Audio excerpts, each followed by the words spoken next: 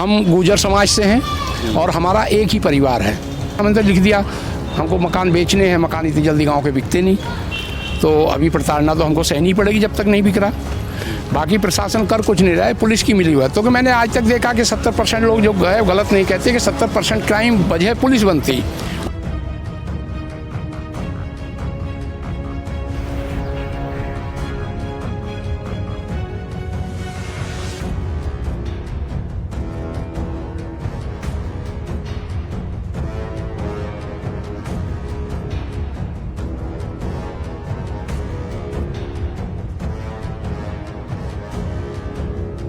और ये 3-3 kilometre Jat area है, जाट बिरादरी के लोग रहते हैं। पूरा गांव भी हमारा जाट बिरादरी का बाहुल्य है। इन लोगों ने आज से नहीं बल्कि 40 साल 45 साल से हम इनकी प्रताड़ना सहते आ रहे हैं। और हम ही नहीं, और भी इन्होंने गडरियों का 2 परिवार चले गए इनकी प्रताड़ना से। एक जुलाहों का परिवार गांव में से बाहर जाके बस गया। और ख़ासकर जाट समुदाय के लोग, ये लोग अक्सर जहां जो कमज़ोर होते हैं या वो कम संख्या में होते हैं, अल्पसंख्यक होते हैं, उनको ये सताने से बाज नहीं आते। क्योंकि हम ही नहीं, मैंने जैसा बताया अभी गडरिया परिवार था हमारे गांव में, पाल परिवार, उनको इन्होंने लाठी डंडों से पीटा, वो गाँव छोड़ गए। नमस्कार साथियों, इस वक्त हम बिजनौर में है और हमारे साथ मौजूद है एक गुर्जर परिवार के मुखिया है और इनकी कुछ समस्याएं हैं और आपको इनकी समस्या से अवगत कराएंगे। सबसे पहले तो अपना नाम बताइए सर। हाँ, मेरा नाम इकराम सिंह, मैं डिस्ट्रिक्ट बिजनौर में, मेरा गांव पड़ता मंडौरा जी, वहाँ के रहने वाले हैं और गांव मंडौरा जट है। और आपकी समस्या क्या है?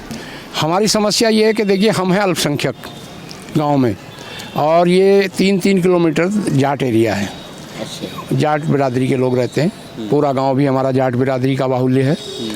इन लोगों ने आज से नहीं बल्कि 40 साल 45 साल से हम इनकी प्रताड़ना सहते आ रहे हैं। और हम ही नहीं, और भी इन्होंने गडरियों का 2 परिवार चले गए इनकी प्रताड़ना से। एक जुलाहों का परिवार गांव में से बाहर जाके बस गया। उसके बाद भी कोई प्रताड़ना कम नहीं हुई, कुछ ना कुछ नए हमारे साथ ये करते रहते हैं। उसके बाद इन्होंने अभी फिर हमारे साथ शुरू किया, और ये है कि हमारे घरों में ताक झांक भी करते हैं। ये हमारे घरों में लैट्रीन का उसका पानी ये खोलते हैं। उसके बाद अभी इन्होंने घर पे कैमरा लगवा दिया, और वो कैमरा ऐसा लगाया कि हमारे घर की प्राइवेसी एकदम ख़त्म है। आप किस समाज से आते हो? हम गुर्जर समाज से हैं और हमारा एक ही परिवार है। हमारे गांव में आपका एक ही परिवार है। ताऊ और चाचा के हमारे, मतलब चाचा के 2 हो गए तो, लेकिन एक ही परिवार। और तो वो उनमें से भी हमारे जब ज़्यादा वो प्रताड़ित थे, 2 परिवार हमारे चले गए, 2 भाई बाहर जाके बस गए। नज़दीक में गांव है 2-3 किलोमीटर पर, झाल उलेडा, उसमें चले गए हैं। और एक परिवार हमारा चला गया, मुरहाट गांव पड़ता, वहाँ रह रहे हैं। और आज स्थिति ये आ गई कि हम भी उसी स्थिति में पहुँच चुके हैं कि हमको भी गाँव छोड़ने की नौबत आ गई। अरे क्या बात करें, पलायन कर दोगे आप? पलायन, बिल्कुल हम पलायन ही कर रहे हैं, क्योंकि हम पुलिस प्रशासन, जिला प्रशासन सब पे कह चुके हैं, लेकिन कोई उनके ऊपर असर नहीं है। क्योंकि जिला प्रशासन उन पे कार्रवाई नहीं करता। वो कहते हैं कि भाई, अभी एक दरोगा जी यहाँ पहुँचे थे, उन्होंने हमारे परिवार वालों से, मैं लखनऊ में ज़्यादा रहता हूँ, तो उन्होंने मेरे परिवार वालों से ये कहा कि आप जो है जाटों के बीच में रह के मुझ की लड़ाई लड़ सकते हो, तुम्हारी औकात है। जो हल्का इंचार्ज था दरोगा, वो पहुंचा, इस तरह की बातें उसने की कि आप तो जाके गांव छोड़ो, दूसरी जगह जाके बस जाओ, तुम्हारे बस का है टक्कर जाटों लेना, जाटों टक्कर लोगे तुम। तो इस तरह की बातें पुलिस विभाग कर रहा, तो फिर वो तो हमें भगा ही देंगे।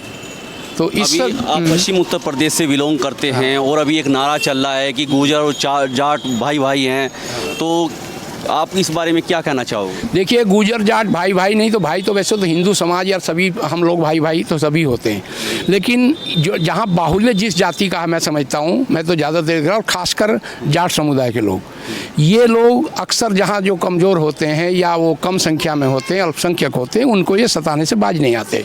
क्योंकि हम ही नहीं, मैंने जैसा बताया अभी गडरिया परिवार था हमारे गाँव में, पाल परिवार, उनको इन्होंने लाठी डंडों से पीटा, वो गाँव छोड़ गए। तो इस पूरे प्रकरण में आप शासन प्रशासन के पास तो गए होंगे? हाँ, शासन प्रशासन के पास गए, हम इनके थाना दिवस में गए, इनकी जो है तहसील दिवस में भी गए, लेकिन हमको कोई कोरे आश्वासन मिले, और वो आश्वासन भी ऐसे ढुलमुल नीति वाले। पहले एक बार इनसे पहले एक इंचार्ज था वहाँ थाने में, हमारा थाना हिमपुर दीपा पड़ता, थाना हिमपुर दीपा में ठाकुर इंचार्ज था एक, या वो जाट था क्या, ये तो नहीं समझ पाया, लेकिन किसी ने बताया ठाकुर था, कोई बताता जाट। लेकिन उस आदमी ने इनको वो पाइप उधर नहीं लगाने दिया लैट्रिन का, लेकिन जैसे ही वो बदला इन्होंने फिर से वो पाइप उधर लगा दिया और पानी खोल दिया। पानी में पूरी गंदगी, वो गोबर भी बहाते हैं, वो बच्चों की टट्टी भी उसी में, और उनका वो लैट्रिन का गड्ढा है, उसको उसी से कनेक्ट कर का समरसेबल से जो पानी है वो पूरा उधर बहता, जबकि वो सार्वजनिक रास्ता नहीं। सार्वजनिक रास्ता होता तो हमें कहने का कोई हक नहीं था, लेकिन वो रास्ता केवल हम लोगों का पतला रास्ता, गली है एक तरह की। अब मैं आपसे पूछना चाहता हूँ, मेरा लास्ट सवाल है, आप इस पूरे प्रकरण में शासन से, प्रशासन से अपनी क्या मांग रखना चाहते हो? देखिए, मांग ये रखना चाहते हैं, या तो उन पर कार्रवाई होगी, हमारी अगर जान बच सकती, हम उनसे कोई ऐसा हमें आश्वासन मिल जाए, या हम उसमें हमें कोई सहायता ऐसी मिले कि हम वहाँ रुक सकें, तब तो ठीक है। नहीं तो हमने तो पलायन जाना, हमने तो लिख दिया, हमको मकान बेचने हैं, मकान इतनी जल्दी गाँव के बिकते नहीं, तो अभी प्रताड़ना तो हमको सहनी पड़ेगी जब तक नहीं बिक रहा।